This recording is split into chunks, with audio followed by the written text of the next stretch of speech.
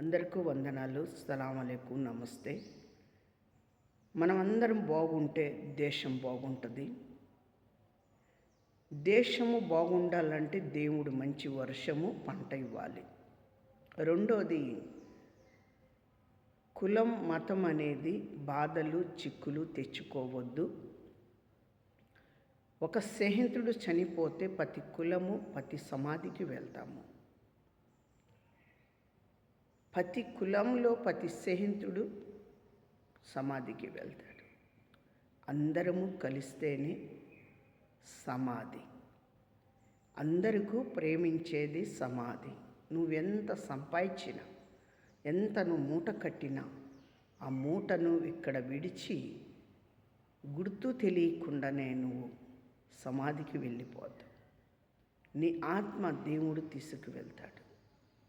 మించింది దైవము కాడికి వెళ్తావు. ఇది సమస్తము వెరిగిన వాడు పైన ఒక్కడున్నాడు, నిన్ను నన్ను. ఆయన దగ్గరికి నువ్వు మనశ్శాంతిగా వెళ్ళిపోతావు. మట్టిగా వచ్చావు, మట్టిలోనే కలుస్తావు. నీ ఆత్మ, ఆయన పోసిన ఆత్మ పరలోకానికి తీసుకువెళ్తాడు. ధనాన్ని ప్రేమిస్తావా, బంగారాన్ని ప్రేమిస్తున్నావా? నువ్వు మానవులను ప్రేమిస్తున్నావా? నువ్వు దేనికి ప్రేమిస్తున్నావు? సంపాదనకే, నీ తోడబుట్టిన వారికే, నీ తల్లిదండ్రికే, నీ బంధువులకే, నీ స్నేహితులకే, నీ భార్యకే. కానీ మొదటి ప్రేమ నిన్ను పుట్టించిన దేవుడి మీద ఉండాలి.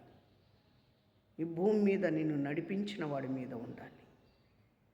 అందుకే దేవుడు చెప్తా ఉన్నాడు, సమస్తము వెరిగిన వాణ్ణి నా వద్దను ఒకరోజు మీరు వస్తారు.